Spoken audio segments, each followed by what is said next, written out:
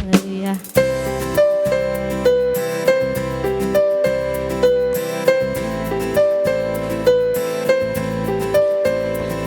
Terima kasih Yesus. Sama-sama yuk kita nyanyikan pujian. Ajarku berdiam dekat di hatimu di saat ku berpaling, temukan cintamu di sana kau menanti untuk bawaku lagi bersekutu dalam damai yang sejati. Oh, ku dapat hadirmu. Oh, inilah rinduku. Hidupku hanyalah untukmu. Segenap hatiku kagum akan kebaikanmu dan nafasku menciptakan kasihmu. Ajarku berdiam dekat di hatimu. Sekali lagi kita nyanyikan pujian ini. Haleluya Yesus. Hidup kami hanya untukmu Bapa yang baik. Sekali lagi yuk sama-sama kita nyanyikan. Ajarku berdiam dekat di hatimu, di saat ku berdalih, temukan cintamu. Di sana kau menanti untuk bawaku lagi bersekutu dalam damai yang sejati. Sama-sama. Oh, ku dapat hadirmu. Inilah rinduku Tuhan. Oh, inilah rinduku. Hidupku hanyalah untukmu. Segenap hatiku kagum akan kebaikanmu dan nafasku menciptakan kasihmu. Ajarku berdiam dekat di hatimu. Hidupku hanyalah untukmu Tuhan. Hidupku hanyalah untukmu. Segenap hatiku kagum akan kebaikanmu dan nafasku menciptakan kasihmu. Ajarku berdiam dekat di hatimu. Ajarku berdiam dekat di hatimu. Sama-sama kita bertepuk tangan. Kita memuji Dia, Sang Raja di atas segala raja. Haleluya.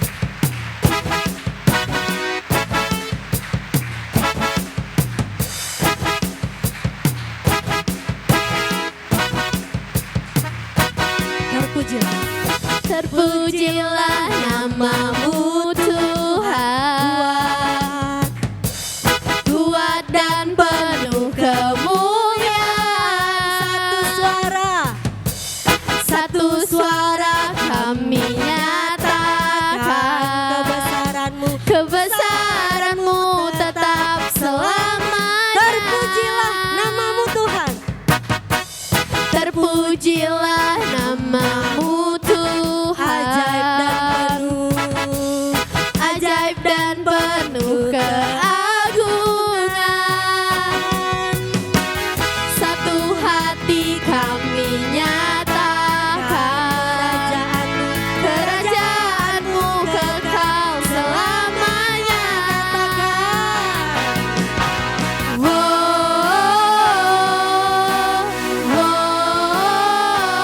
Engkaulah Raja atas dunia yang menghancurkan kutuk dan membebaskan jiwa.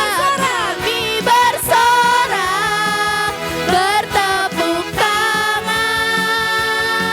Engkau Tuhan berjaya dan memerintah untuk selamanya. Haleluya Yesus. Pujilah namamu Tuhan. Ajaib dan penuh keagungan. Ajaib dan penuh keagungan. Satu hati kami nyatakan kerajaan-Mu Tuhan. Kerajaan-Mu kekal selamanya.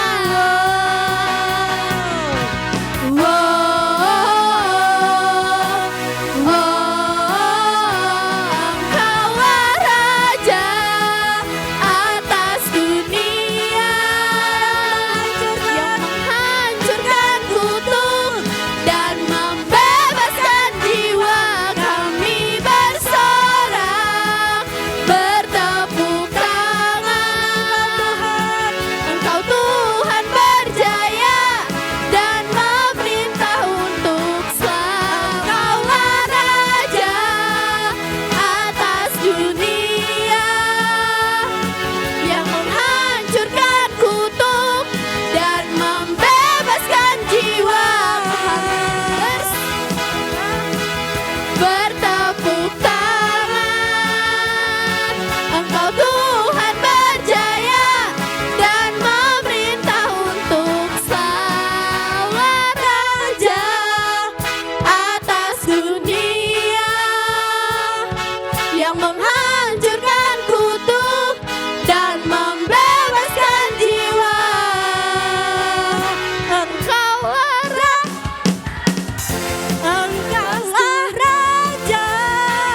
atas dunia yang menghancurkan kutuk dan membebaskan jiwa.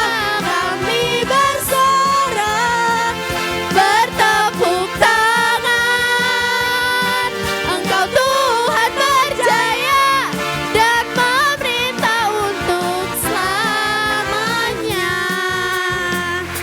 Haleluya Yesus. Terima kasih Tuhan.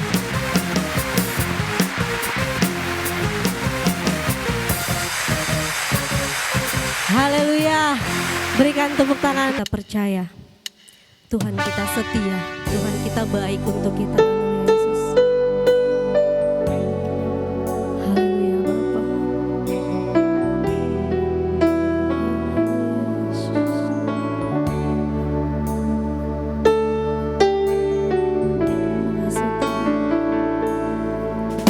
Engkau Tuhan yang setia, waktumu selalu yang terbaik. Engkau Tuhan sandaranku, dan ku hanya kan berharap padamu. Satu-satunya yang kita sama-sama bangkit berdiri. Dan satu-satunya yang ku percaya.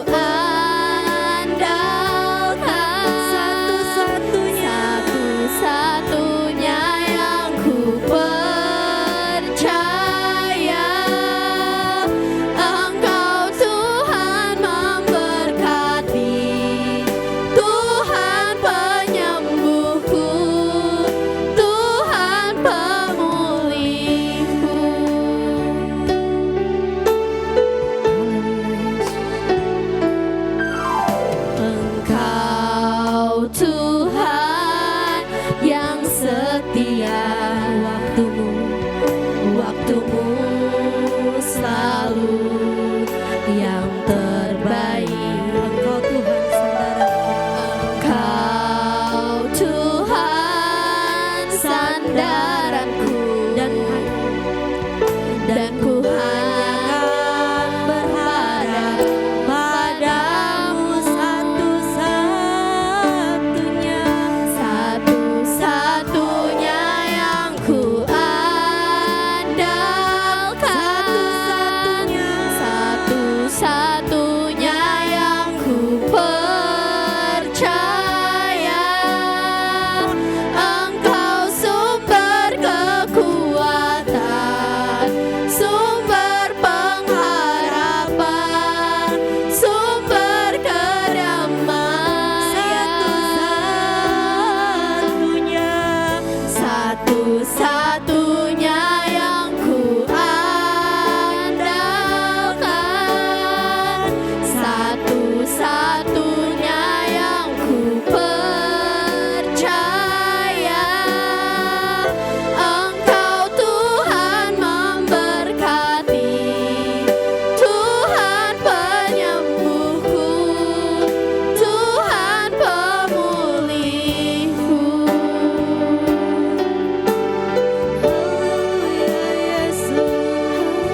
satu-satunya yang kami andalkan, satu-satunya yang kami percaya.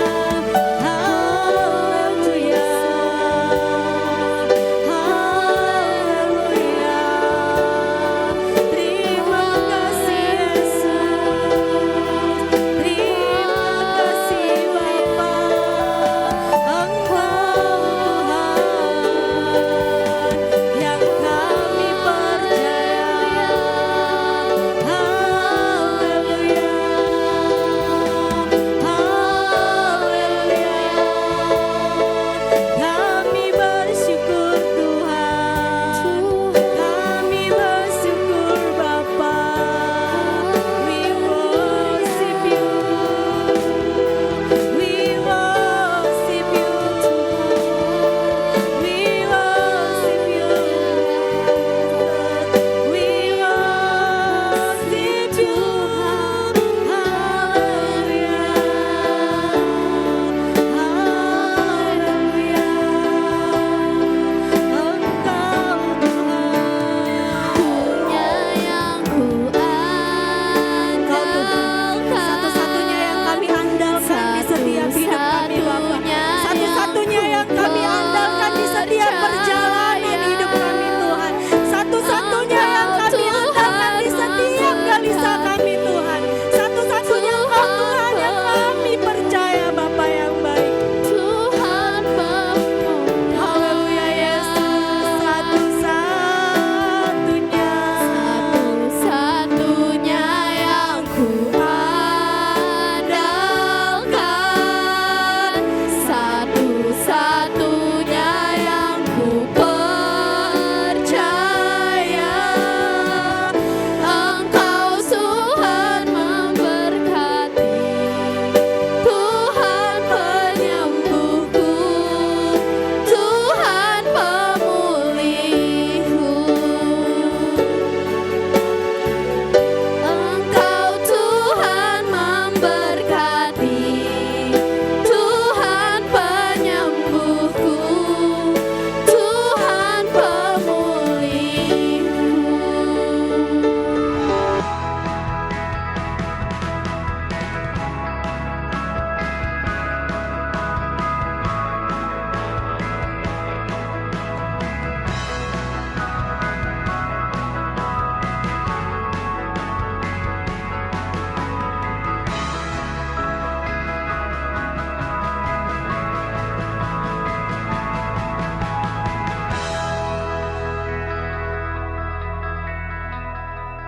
Bapak Ibu Saudara-saudari, kita masuk di minggu yang ketiga berkaitan dengan mengasihi Tuhan. Dari dalam keluar berkaitan dengan mengasihi Tuhan dengan segenap akal budi. Dan di minggu yang ketiga kita belajar bahwa iman dan akal budi yang sehat. Bapak Ibu Saudara-saudari, Tak jarang orang berpendapat bahwa pribadi yang sungguh-sungguh beriman kepada Tuhan tidak perlu, bahkan tidak boleh menggunakan nalarnya. Nah ini kadang-kadang ada yang seperti demikian, sehingga kalimat yang muncul biasanya udahlah percaya aja. Pokoknya percaya aja, jangan pakai akal. Enggak ya saudara ya.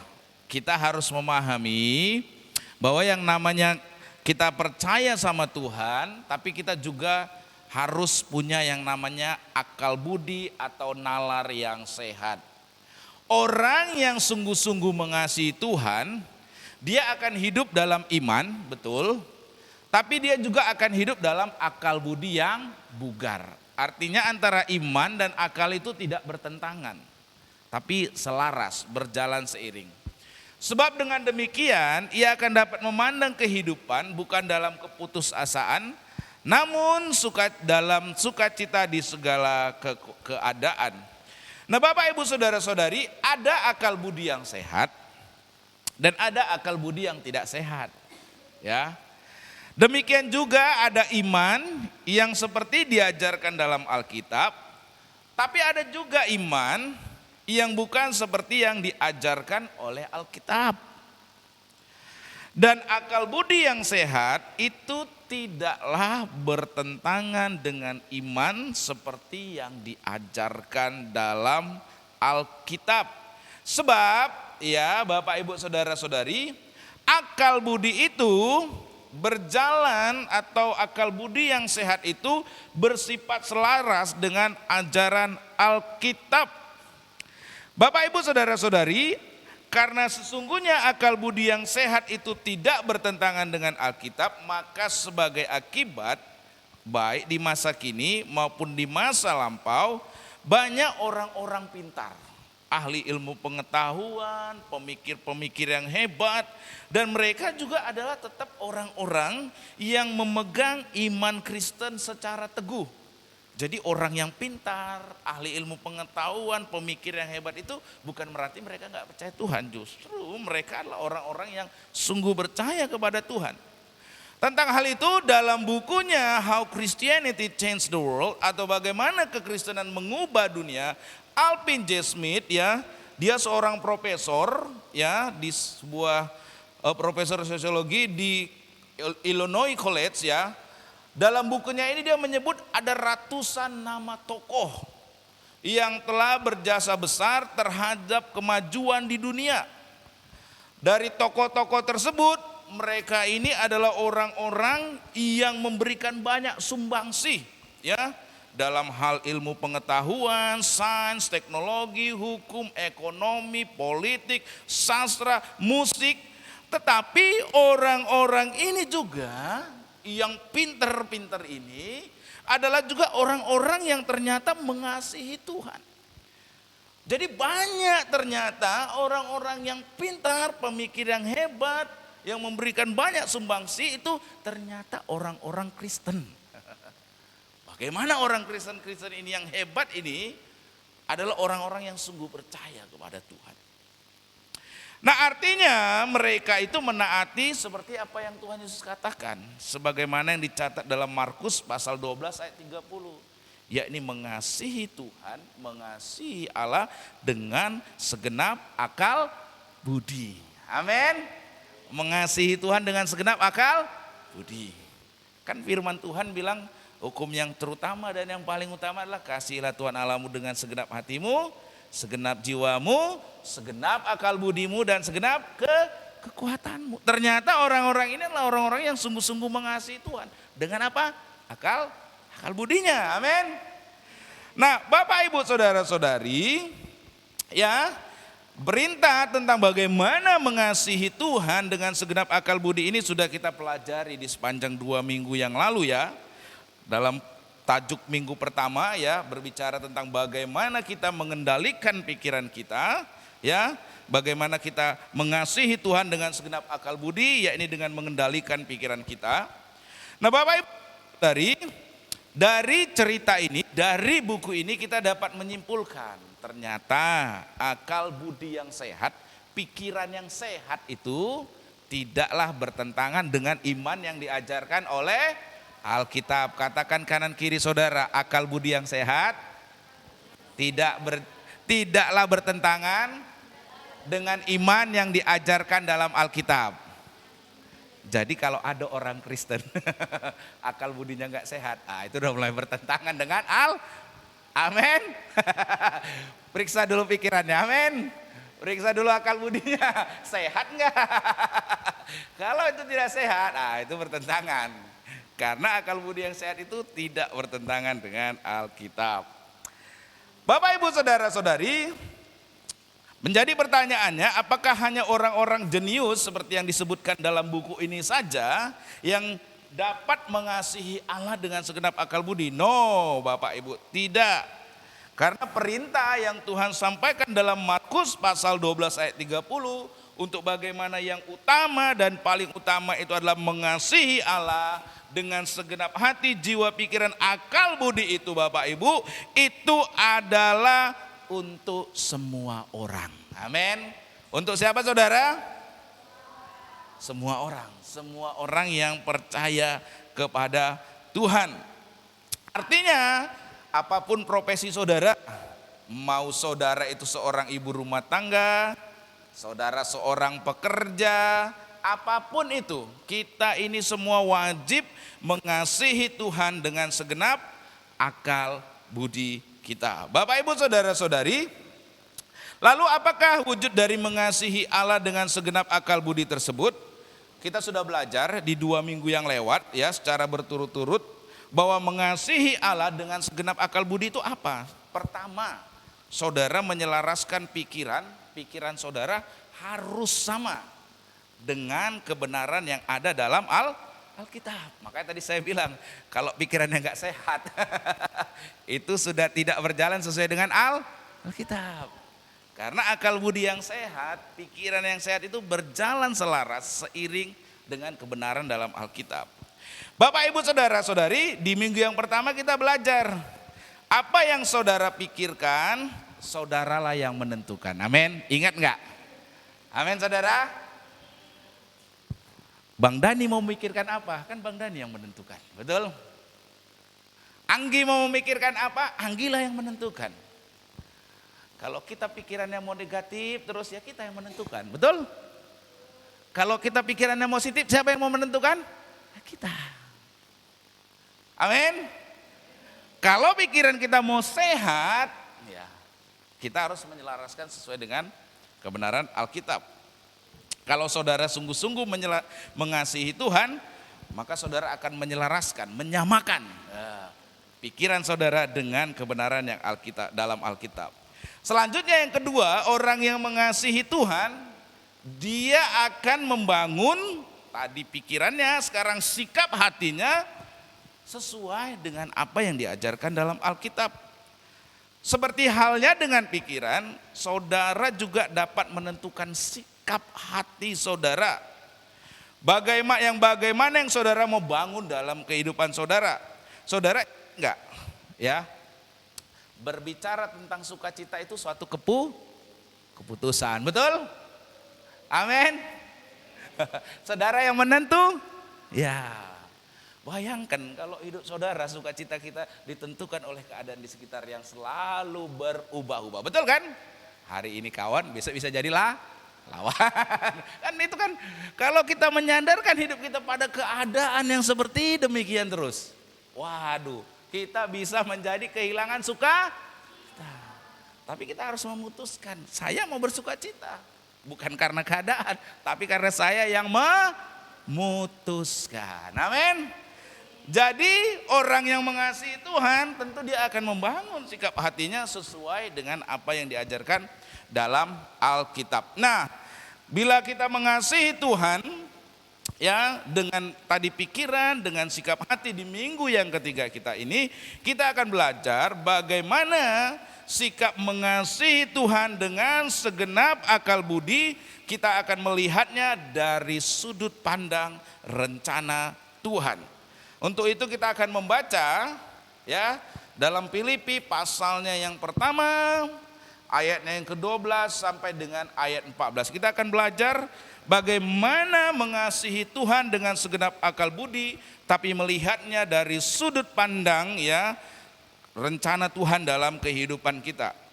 Di sana dari ayat 12 dulu kita mau baca. Firman Tuhan berbunyi seperti demikian.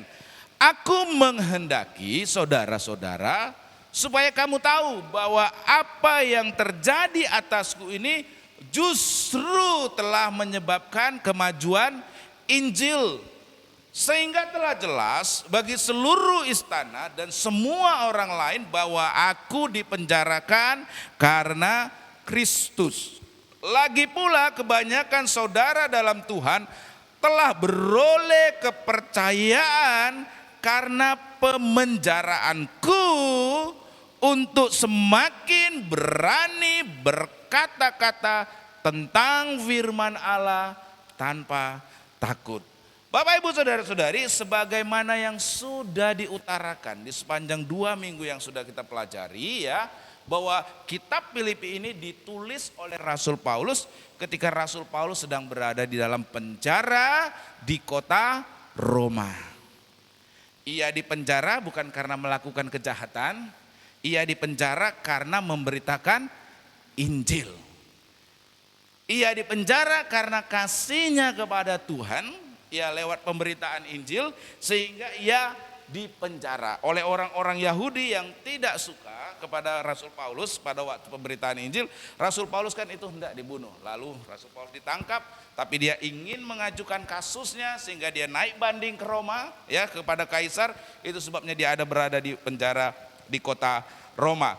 Nah Bapak Ibu saudara-saudari, ya dalam keadaan yang demikian ini ya kita dapat melihat bagaimana situasi yang sukar, situasi dalam penderitaan yang dihadapi oleh Paulus, tapi dia di sini ingin melihat Bapak Ibu bagaimana dalam situasi demikian itu ada rencana Tuhan yang indah di balik segala sesuatu yang dia alami. Dari sini kita dapat melihat pola pikir bagaimana kasih Rasul Paulus itu kepada Tuhan dengan segenap akal budinya. Nah melalui ayat-ayat firman Tuhan dalam Filipi pasal 1 ayat 12 sampai 18 ini kita dapat melihat bahwa kalau kita mengasihi Tuhan dengan segenap akal budi maka mengakibatkan yang pertama. Nah, kalau saudara mengasihi Tuhan dengan segenap akal budi, saudara akan meyakini bahwa rencana Tuhan bagi diri Anda adalah senantiasa yang terbaik. Amin. Ini pikirannya yang sehat, saudara. Pikiran yang sehat, yang selaras dengan Alkitab. Amin. Selalu meyakini bahwa rencana Tuhan bagi diri Anda selalu baik. Amin. Itu pikiran yang sehat. Amin. Dan ini yang dialami oleh Rasul Paulus. Dia meyakini rencana Tuhan bagi dirinya yang terbaik. Ingat, akal budi yang sehat, pikiran yang sehat itu selaras dengan kebenaran dalam Alkitab. Amin. Kalau saudara pikirannya sehat, apapun yang terjadi dalam hidup saudara, saudara percaya di situ akan datang kebaikan. Amin. Amin saudara. Itu pikiran yang sehat. Kalau pikiran yang sehat, pikiran yang tidak sehat bilang, Tuhan ini rencanakan yang jahat aja bagi hidupku. Kok aku dapat sial, dapat ini. Nah itu pikiran yang tidak sehat. Amin Bapak Ibu saudara-saudari. Apabila kita mengasihi Tuhan dengan segenap akal budi, maka kita harus meyakini bahwa rencana Tuhan bagi diri kita itulah senantiasa yang terbaik. Artinya kasih kepada Tuhan itu berjalan seiring dengan iman kepada Tuhan. Jadi kalau saudara mengasihi Tuhan itu berjalan seiring dengan iman atau percaya kepada Tuhan. Itu sesuatu yang tidak boleh terpisahkan. Amin. Katakan kanan kiri saudara, mengasihi sama dengan percaya. Mengasihi sama dengan beriman. Amin. Nah Bapak Ibu saudara-saudari, tentang hal ini ya Kita dapat belajar dari seorang yang bernama Jessica Buchanan ya. Dia adalah seorang yang saat itu mengalami masa-masa yang sukar, tapi dia senantiasa percaya bahwa rencana Tuhan selalu yang terbaik dalam kehidupannya. Seperti yang mungkin saudara pernah kenal ya, cerita tentang Jessica Buchanan ini ya. Dia adalah seorang pekerja sosial dari Amerika Serikat ya. Dia saat itu tahun 2006, pemudi ini meninggalkan Amerika Serikat dan dia pindah ke Kenya di wilayah Afrika. Di sana dia menjadi seorang utusan Injil dengan mengajar di sebuah sekolah di kota Nairobi. 5 tahun kemudian ia pindah ke Somalia dan dia melayani dalam proyek pemusnahan ranjau di negeri tersebut. Nah, satu hari yaitu pada bulan Oktober tahun 2011, sementara dalam perjalanan tugas bersama dengan rekannya, Jessica yang saat itu berusia 32 tahun diculik oleh pembajak bersenjata Somalia. Kan terkenal kan perompak Somalia ya saudara ya. Berbagai upaya negosiasi yang dilakukan oleh Danish Refuge Council, lembaga tempat Jessica bekerja, itu menemui jalan buntu. Sementara itu kesehatan dari Jessica itu semakin merosot.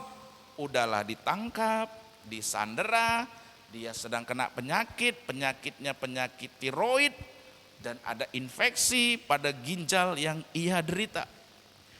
Seperti yang di kemudian hari ia ceritakan dalam bukunya yang berjudul Impossible Odds, sementara ditawan oleh para pembajak dan berada dalam keadaan yang sangat sukar, ya, Jessica Buchanan dia berdoa seperti demikian. God, I don't understand this, but I choose to trust you. Tuhan, ini situasi yang sukar dia alami. Disandera, sedang kondisi tidak baik, tidak sehat, sedang dalam keadaan tubuhnya lemah. Dia berdoa seperti ini, Tuhan, aku tidak memahami hal ini, tapi aku memilih untuk mempercayai dirimu. Itulah doa yang harusnya ada juga dalam hidup saudara ketika saudara menghadapi keadaan yang sukar. Amin. Karena pikiran yang sehat saudara mengetahui bahwa segala sesuatu yang terjadi Tuhan merencanakan yang baik. Amin.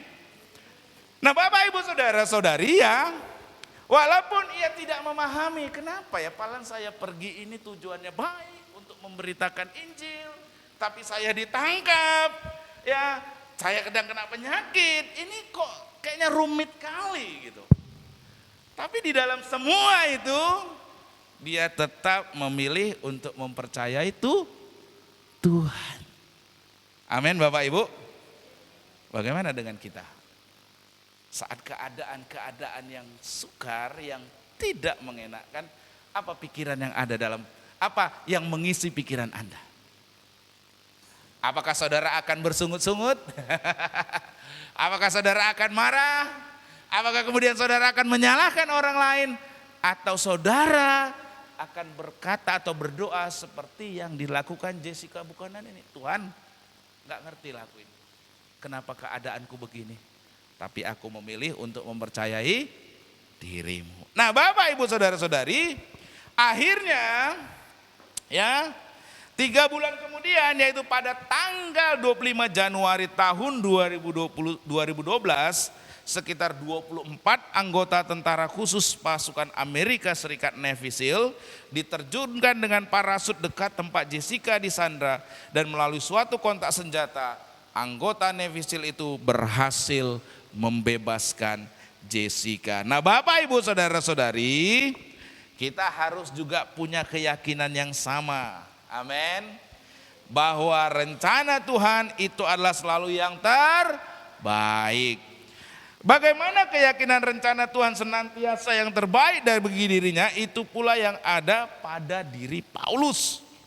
Hal tersebut ia kemukakan di dalam Filipi pasalnya yang pertama, ayatnya yang ke-12. Di ayat yang ke-12 dia berkata begini, aku menghendaki saudara-saudara supaya kamu tahu bahwa apa yang terjadi atasku ini telah apa saudara? Telah apa saudara? Menyebabkan kemajuan Injil. Rasul Paulus, dia bilang apa yang terjadi, pemenjaraan dirinya ini ternyata berakibat sangat bagus. Karena kemajuan Injil. Bapak Ibu Saudara-saudari ya, di ayat 14 tadi ya, di situ dikatakan bahwa oleh karena dia di penjara menyebabkan kemajuan Injil. Sehingga di ayat selanjutnya telah jelas bagi seluruh istana dan semua orang lain bahwa aku dipenjarakan karena Kristus. Ayat 14 lagi pula kebanyakan saudara dalam Tuhan telah beroleh kepercayaan karena pemenjaraanku. Karena Rasul Paulus di penjara, saudara-saudara yang lain, orang-orang yang percaya, orang Kristen yang lain itu semakin berani berkata-kata tentang firman Allah tanpa takut. Ternyata pemenjaraan yang dialami oleh Rasul Paulus ini ternyata membuat orang pengikut Kristus yang lain itu semakin berani. Sehingga terjadi kemajuan Injil. Amin saudara-saudari. Lihat pola pikir Paulus di sini saudara. Dia tidak meratapi di penjaranya. Oh kenapalah saya di penjara. Kenapa nasib saya begini. Enggak. Dia bilang dia bersyukur. Ternyata karena dia di penjara terjadi kemajuan Injil. Orang-orang makin berani. Udahlah orang istana-istana, kerajaan itu tahu karena Rasul Paulus itu dipenjara karena memberitakan Injil, dan orang-orang yang percaya lainnya ya semakin berani berkata-kata tentang firman Allah tanpa takut. Saudara lihat di sini cara berpikir Paulus, pikiran yang sehat. Aku mengendaki saudara-saudara supaya kamu tahu bahwa apa yang terjadi atasku di penjaranya aku ini di kota Roma telah menyebabkan kemajuan Injil. Bapak Ibu Saudara-saudari, ini cara berpikir yang sehat. Pola pikir yang percaya bahwa di balik segala sesuatu itu rencana Tuhan selalu indah. Amin. Bapak Ibu Saudara-saudari ya, sehingga telah jelas bagi seluruh istana dan semua orang lain bahwa aku dipenjarakan karena Kristus. Injil akhirnya makin tersebar sampai seluruh istana. Artinya tanpa usaha membela dirinya, semua orang pegawai istana di kota Roma mengetahui bahwa Paulus dipenjara bukan karena ia berbuat salah, namun karena iman dan pelayanannya dalam memberitakan Injil Kristus. Bapak Ibu saudara-saudari, kan memang tujuan Rasul Paulus memberitakan Injil. Amin. Di dalam kasihnya kan memang dia memberitakan Injil. Tapi ternyata lewat penjaranya dia, di penjaranya karena dia memberitakan Injil, dia di penjara. Kemajuan Injil makin pesat saudara. Bukan lagi harus dia yang datang menginjili. Sekarang orang-orang percaya yang lain makin berani. Amin. Dia tidak meratapi kenapa saya di penjara. Kenapa nasib saya begini dalam penderitaan. Aduh jadi gak bisa ini saya melayani dalam Injil. No. Enggak. Ini pola pikir yang sehat. Ternyata dia menyadari kalau dia di penjara, Injil makin maju, mengalami kemajuan. Ketika dia penjara, orang semakin berani berkata-kata tentang firman Allah. Ternyata mendatangkan sesuatu hal yang lebih besar. Amin saudara. Dengan kata lain di dalam kasihnya, Paulus meyakini bahwa rencana Tuhan bagi dirinya senantiasa yang terbaik. Singkat kata, kalau orang sungguh-sungguh mengasihi Tuhan dengan segenap akal budinya, Maka di masa yang sesukar apapun, ingat, masa yang sesukar apapun. Siapa di sini yang, saya berulang kali bilang, kalau Anda di penjara, siapa di sini yang setuju tempat itu enak? Kalau Anda di penjara, siapa yang setuju tempat itu paling nyaman? Ada? Ada. Saya yakin kalau Anda di penjara, sangat yakin, pasti Anda akan mengalami stres. Betul kan? Saya akan yakin, sangat yakin Anda akan mengalami putus asa. Betul? Kayak saudara, kalau sekali-sekali saudara datang pelayanan ke lembaga permasyarakat, lihatlah wajahnya. Itu adalah wajah-wajah orang yang kehilangan pengharapan. Wajah-wajah yang putus asa.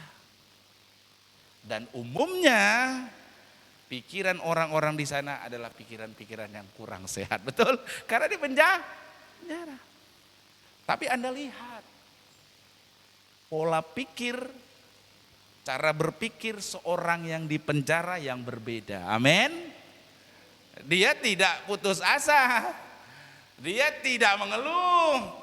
Tapi Rasul Paulus justru bilang bagus. Karena Injil semakin maju. Amin saudara. Sukar tidak yang dialami oleh Rasul Paulus dalam penjara? Sukar. Tapi di dalam masa yang sukar itu, pikirannya dia tetap percaya bahwa di dalam segala sesuatu Tuhan mendatangkan kebaikan. Selanjutnya yang kedua, Bapak Ibu Saudara-saudari, kalau kita mengasihi Tuhan dengan segenap akal budi, kalau yang pertama tadi pikirannya adalah tahu bahwa segala sesuatu rencana Tuhan itu baik. Yang kedua, rencana Tuhan tidak akan pernah gagal. Isi pikiranmu. Katakan kanan kiri saudara. Rencana Tuhan tidak akan pernah gagal. Katakan kanan kiri saudara. Ya, supaya mengisi pikirannya itu. Oh ya, rencana Tuhan mendatangkan kebaikan yang terbaik. Yang kedua, rencana Tuhan tidak pernah gagal. Nah, itu pikiran saudara yang sehat. Itu mengasihi Tuhan dengan akal budi yang sehat. Amin. Nah, Bapak Ibu Saudara-saudari ya, Tuhan itu rencananya tidak akan pernah gagal. Artinya orang yang hidup dalam rencana Tuhan akan dapat memandang setiap keadaan dengan penuh iman terhadap yang namanya kedaulatan Tuhan. Bagaimana tentang rencana Tuhan yang tidak akan pernah gagal itu dapat kita lihat melalui perkembangan kekristenan di negeri Tiongkok, China ya. Pada tahun 1949 kaum komunis menguasai negara tersebut. Segera salah satu tindakan yang mereka lakukan ketika komunis menguasai negeri ini, mereka mengusir para misionaris keluar dari sana. Pada saat itu diperkirakan jumlah pengikut Kristus di Tiongkok itu hanya di bawah 1 juta orang. Sejak tahun itu mereka hidup dalam tekanan yang sangat berat karena kebebasan beragama sangat dibatasi. Penindasan terhadap orang Kristen itu semakin bertambah hebat ketika tahun 1966 pemerintah Tiongkok melancarkan revolusi kebudayaan. Di dalam masa itu gereja-gereja ditutup dan para pemimpin jemaat dipenjarakan. Tuh ingat, dipenjarakan. Selama 10 tahun negeri tirai bambu tersebut menutup dirinya dari dunia luar. Sehingga orang luar tidak tahu apa yang terjadi dengan umat Tuhan yang ada di sana. Banyak orang yang memperkirakan penindasan yang terjadi di Tiongkok ini tentu ini akan mengakibatkan jumlah pengikut Kristus di sana akan berkurang. Oh, makin dianiaya ini pasti akan berkurang. Tapi tahu nggak saudara, tahun 1972 negara tirai bambu ini ketika mulai membuka sedikit pintunya dan menjelang tahun 1980 orang-orang dari negara barat mulai diizinkan mengunjungi negara tersebut. Nah, di saat itu ya dunia terkejut karena selama di bawah penindasan pemerintahan komunis ternyata kekristenan di Tiongkok tidak menjadi punah, tetapi justru bertumbuh dengan sangat pesat. Saat itu diperkirakan jumlah pengikut Kristus di Tiongkok tahun 80 sudah mencapai 20 juta jiwa. Nah, ternyata di dalam penganiayaan yang hebat, gereja-gereja di sana itu bergerak di bawah tanah. Tetapi terus berkembang sehingga di masa sekarang diperkirakan jumlah pengikut Kristus di Tiongkok sekitar 60 juta bahkan sampai 100 juta orang, jauh di atas jumlah resmi yang disampaikan oleh pemerintah. Bapak, Ibu, saudara-saudari, sesungguhnya rencana Tuhan tidak akan pernah gagal. Amin. Berikan tepuk tangan bagi Tuhan kita, Bapak, Ibu, saudara-saudari. Lihat saudara, dikiranya ditindas, rencana Tuhan gagal. Ternyata makin ditindas makin berkembang. Tiongkok dan Rusia itu negara-negara komunis di mana kekristenannya itu berkembang sedemikian pesat. Bahkan sampai pemerintahnya khawatir tuh. Nanti ujung-ujungnya kayak Korsel kan. Mayoritas menjadi Kristen. Nah, keyakinan seperti itu juga yang ada pada diri Rasul Paulus sementara dalam penjara di kota Roma. Paulus mendengar bahwa ada orang yang memberitakan Injil dengan maksud yang baik, serta ada juga yang memberitakan Injil demi kepentingan mereka sendiri dengan tidak tulus. Menanggapi keadaan tersebut, Paulus meyakini bahwa apapun yang terjadi, rencana Tuhan tidak akan pernah gagal. Hal tersebut ia kemukakan dalam Filipi pasal yang pertama, ayat 15 sampai dengan ayatnya yang ke-18. Ada orang, dia katakan, yang memberitakan Kristus karena dengki dan perselisihan. Tetapi ada pula yang memberitakannya dengan maksud baik. Mereka ini memberitakan Kristus karena kasih. Sebab mereka tahu bahwa aku ada di sini untuk membela Injil. Tetapi yang lain karena kepentingan sendiri dan tidak dengan tulus sangkanya. Dengan demikian mereka memperberat bebanku dalam penjara. Tetapi tidak mengapa, sebab bagaimanapun juga Kristus diberitakan, baik dengan maksud palsu maupun dengan jujur. Dalam hal itu aku bersukacita, aku akan tetap bersukacita. Perhatikan di sini Bapak, Ibu, saudara-saudari ya. Di sini Paulus menyebut tentang ternyata banyak orang yang memberitakan Injil tapi motivasinya lain. Ya. Ada orang yang melakukan karena niatan hati yang buruk. Sebagaimana pula ada orang yang memberitakan Injil dengan niatan hati yang baik. Ya. Ada yang memberitakan Injil karena kepentingan sendiri dan dengan motivasi yang tidak tulus. Tapi juga ada orang yang memberitakan Injil, mengerjakannya juga karena kasih. Nah, hampir mirip dengan keadaan di kita di masa-masa sekarang ini ya saudara ya. Kita bisa melihat di media sosial kan, orang memberitakan Injil ada aja motivasinya yang lain, betul? Apalagi di zaman media sosial apa? Viewers, ya kan? Semakin kontroversi, semakin banyak yang nonton, semakin banyak iklan kan gitu saudara ya kan? Banyak sekarang lah, ya udah kita lihat lah, ya kan? Ada yang saling mencela hanya karena gaya pujian yang berbeda. Ada yang saling menyerang karena tradisi spiritualitas yang tidak sama. Ada yang saling menghantam karena perbedaan pandangan tentang karunia-karunia roh. Dan tidak sedikit dari orang-orang yang melakukannya itu hanya tujuannya untuk kepentingan pribadi. Kalau di media sosial kan kalau semakin kontroversi, makin banyak yang nonton, makin banyak keuntungan, ya kan? Laris manis Tanjung Kipul, ya kan saudara? Nah, Bapak, Ibu, saudara-saudari, termasuk seperti yang Rasul Paulus tulis di ayat 17 sampai dengan 18 ya. Banyak orang yang memberitakan Injil dengan maksud tidak baik, tapi juga ada yang memberitakan dengan maksud baik. Bahkan yang tidak baik ini disangkanya karena melakukan memberitakan Injil dengan tidak baik itu akan memperberat beban Paulus di dalam penjara. Tetapi di ayat 18 Paulus tetap mengambil sikap yang positif.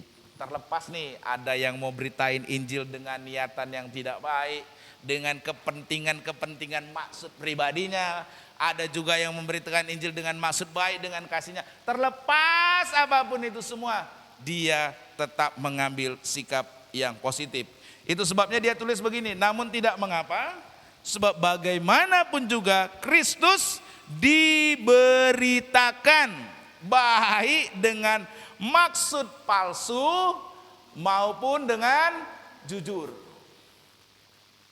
Dengan menulis seperti ini bukan berarti Paulus itu mengambil sikap pragmatis atau yang lazim diungkapkan dalam kalimat nggak apa-apalah mau kucingnya putih, mau kucingnya hitam, yang penting dia bisa nangkap tikus. No, Paulus tidak bersikap seperti itu ya. Paulus bukan menghalalkan segala cara demi mencapai tujuan.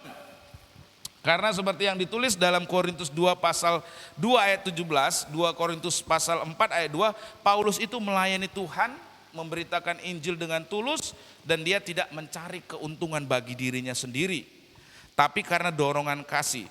Tapi kalaupun ia menulis seperti di ayat 18 tadi Bapak Ibu Saudara-saudari ya, Paulus meyakini mau orang beritakan Injil dengan maksud yang tidak baik, dengan tujuan untuk kepentingannya dirinya sendiri, apapun itu, Paulus meyakini bahwa apapun yang terjadi, rencana Tuhan tentang pemberitaan Injil tidak akan pernah gagal. Itu yang dia yakini. Dan terbukti kan? Amin. Kalau hari ini banyak kita orang-orang Asia menjadi orang-orang Kristen. Itu tak lain tak bukan adalah buah dari penginjilan yang dilakukan oleh Rasul Paulus. Kalau Rasul Paulus tidak keluar dari Yerusalem melayani ke daerah Asia, akan sampai Asia kecil, saya yakin orang Kristen tidak akan mendengar kabar Injil. Amin. Bapak Ibu Saudara-saudari, ya itu, ya terlepas maksudnya orang, mungkin saja.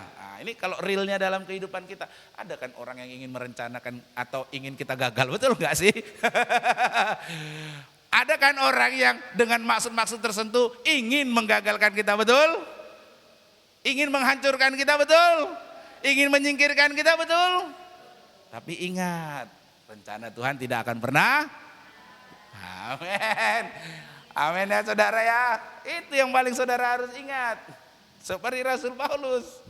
Ya terserah, ada orang yang mau maksud baik, maksud tidak baik, untuk tujuannya ini, untuk keuntungannya di sini, tapi dia meyakini pemberitaan Injil tidak akan pernah gagal. Itu berbicara tentang bagaimana kedaulatan Tuhan.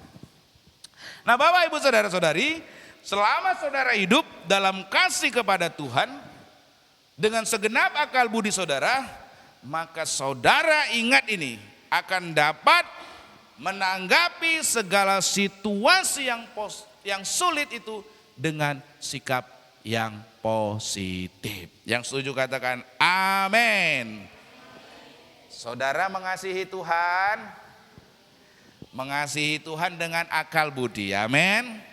Akal budi yang sehat itu, pikiran yang sehat itu selaras sejalan dengan amin.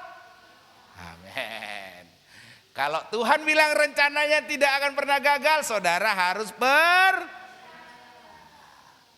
jangan pikiran lain saudara. Amin. Pikiran saudara harus selaras. Itu mengasihi Tuhan dengan segenap akal budi. Yang ketiga, mengasihi Tuhan dengan segenap akal budi ya. Maka saudara akan meyakini bahwa rencana Tuhan itu akan membuahkan sukacita di segala di segala apa saudara? Di segala apa saudara? Keadaan. Artinya bukan hanya enak-enak saja saudara, tapi di segala keadaan. Rasul Paulus di sini yakin bahwa rencana Tuhan itu akan membuahkan sukacita.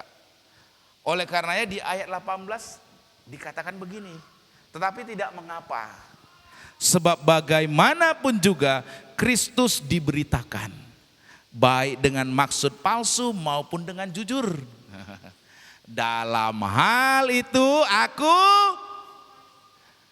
aku akan tetap bersuka. Saudara lihat enggak ini? Inilah pikiran mengasihi Tuhan dengan akal budi yang sehat. Situasi apapun, keadaan apapun, aku bersuka cita. Aku akan tetap bersuka. Itu tadi, ingat, siapa yang mengendalikan pikiran kita? Kita. Bukan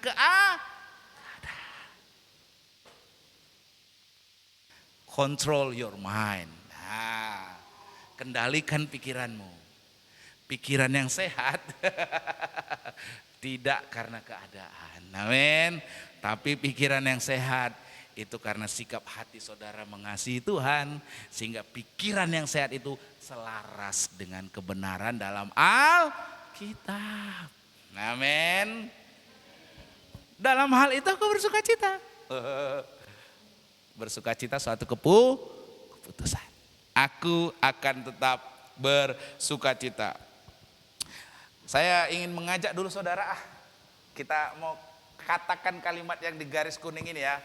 Saudara ngomong dengan suara keras dan nyaring supaya saudara ingat ini. Dalam keadaan apapun saudara, ini yang saudara lakukan ya. Kita mau baca ya yang ada bold kuningnya. 1, 2, 3 ya.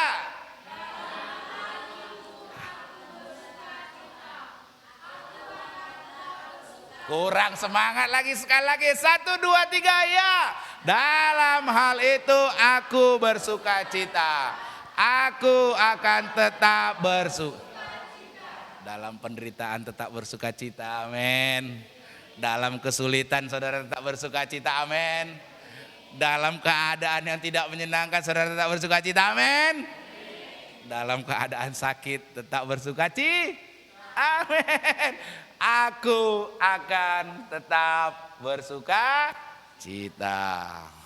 Jangan kalau kantong kering saudara langsung hilang sukacitanya. Kalau kantong penuh langsung sukacita. No.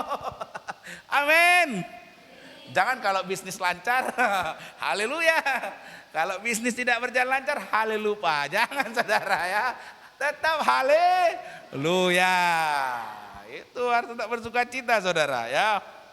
Dikatakan di sini dia dalam apapun itu Rasul Paulus bersukacita, aku akan tetap bersukacita. Artinya sekalipun di tengah keadaan yang sukar, berada dalam penjara, dan ada orang-orang yang bermaksud memperberat dirinya, tapi yang menjadi sikap daripada Rasul Paulus, dia mengambil keputusan untuk bersukacita dan tetap bersukacita.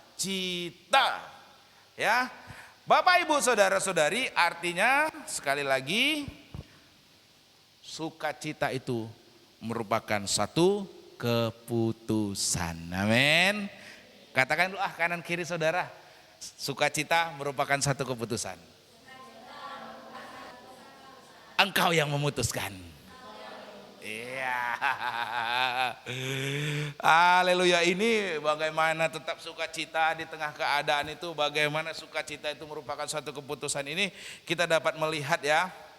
Ya, bagaimana yang seperti yang diungkapkan dalam lagu His Eye is on the Sparrow ya. Karya dari Sivila Durve Martin ya. Dalam lagu yang ditulis oleh yang bersangkutan ini Bapak Ibu saudara-saudari, bahasa Indonesianya ya, nanti saudara nggak ngerti ya, ini bahasa Indonesianya ya. Dalam syair lagu ini dibilang gini, matanya tertuju pada burung pipit. Mengapa aku harus merasa berputus asa? Mengapa perasaan kelabu harus datang? Mengapa hatiku harus merasakan kesepian dan merindukan surga serta rumah? Ketika Yesus adalah bagianku, dia adalah sahabat yang sejati. Matanya tertuju pada burung pipit dan aku tahu Dia mengawasi diriku. Nah, Bapak Ibu Saudara-saudari, ini lagu yang digubah oleh si Villa tadi di Martin tadi. Dia adalah seorang penggubah lagu pujian yang melayani di Atlanta, ya. Dia bersama dengan sang suami, ya. Mereka adalah orang yang melayani Tuhan, suaminya adalah seorang gembala jemaat.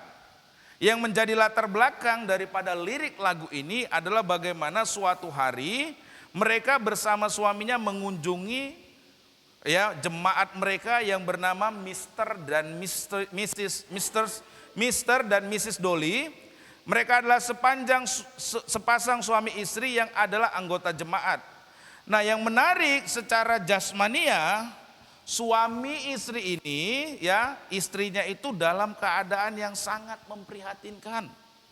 Sang istri sudah 20 tahun berbaring di tempat tidur karena kelemahan tubuhnya. Sedangkan suaminya, Mr. Dolil, itu dalam keadaan lumpuh.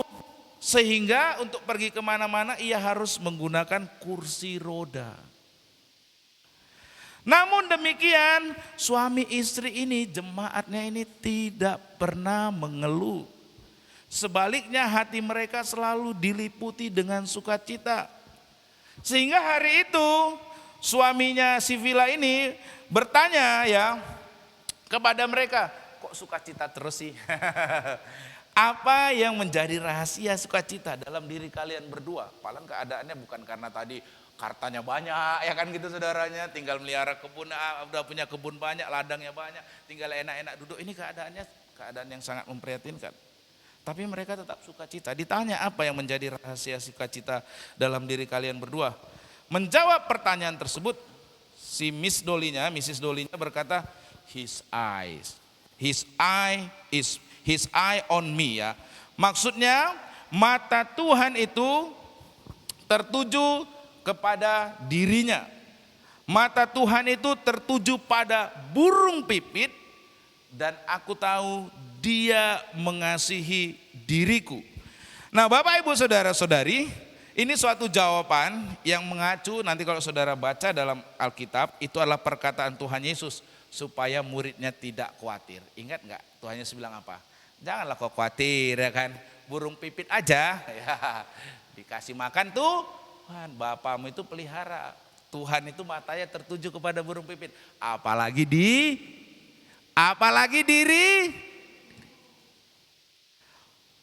Bapak Ibu Saudara-saudari, Yesus berkata kalau Allah Bapa saja memperhatikan kehidupan daripada burung pipit, pastilah Tuhan memperdulikan kehidupan umatnya. Itu sebabnya Mrs. Dolly berkata, dalam segala keadaan ia dan suaminya tetap bersukacita karena Tuhan melihat mereka. Jawaban Miss Dolly ini menginspirasi si Villa dan Martin, dan ia mengubahnya menjadi syair lagu yang terkenal tadi. Bapak Ibu Saudara-saudari, mata Tuhan tertuju kepada Anda. Amin. Dia tetap mengawasi Anda. Amin. Burung pipit aja dipelihara Tuhan. Masa Tian gak dipelihara Tuhan? Amin. Burung pipit aja dipelihara Tuhan. Masa Tuhan gak pelihara Esther? Amin, Esther. Iya saudara, itu kan Tuhan Yesus bilang, janganlah kamu khawatir tentang hidupmu. Amin. Mau tetap sukacita? Kenapa tetap saudara sukacita? Karena Tuhan mengawasi dirimu. Amin. Mata Tuhan tertuju pada dirimu. Amin. Bapak Ibu Saudara-saudari, di sepanjang bulan ini, ya, kita telah belajar, ya, bagaimana kita boleh menjadi mengasihi Tuhan. Dan di minggu yang ketiga ini, wujud dari kasih kepada Tuhan dengan segenap akal budi adalah taruh ini di pikiran saudara. Bahwa rencana Tuhan itu akan membuahkan segala sukacita dalam keadaan, amin. Itu salah. Rencana Tuhan itu akan mendatangkan yang terbaik dalam kehidupan kita. Yang kedua, meyakini rencana Tuhan tidak akan pernah gagal, amin. Dan yang ketiga, rencana Tuhan itu akan membuahkan sukacita dalam segala rencana Tuhan terbaik bagi diri Anda, amin. Rencana Tuhan tidak pernah gagal dalam hidup saudara, amin. Rencana Tuhan pasti mendatangkan sukacita. Mari kita tundukkan kepala, kita bersatu dalam doa. Terima kasih ya Tuhan. Kami bersyukur pelajaran firman Tuhan yang kami dengar hari ini. Kami belajar untuk mengasihi Tuhan dengan segenap akal budi. Seperti yang diteladankan oleh Rasul-Mu ya Tuhan, Rasul Paulus. Bagaimana di tengah keadaan yang sukar yang ia hadapi, ia tetap mengasihi Tuhan dengan segenap akal budi. Mengasihi Tuhan dengan segenap akal budi, dengan percaya bahwa rencana Tuhan adalah rencana yang terbaik bagi dirinya. Bahwa rencana Tuhan itulah rencana yang tidak akan pernah gagal. Dan percaya bahwa rencana Tuhan adalah rencana yang mendatangkan sukacita. Biarlah Tuhan, kami mengasihi Tuhan dengan akal budi, dengan pikiran yang sehat, yang seperti yang diteladankan oleh Rasul Paulus ini Tuhan. Sehingga dalam keadaan apapun, dalam keadaan yang sukar apapun, kami tetap mengasihi Tuhan dengan segenap akal budi yang selaras dengan kebenaran firman-Mu ya Bapa. Terima kasih Tuhan, terima kasih. Kami mau mengasihi Tuhan dengan segenap akal budi kami, yakni dengan melalui pikiran-pikiran yang selaras dalam firman-Mu. Terima kasih Tuhan untuk kebenaran firman-Mu. Terpujilah nama-Mu. Dalam nama Yesus kami berdoa. Amin.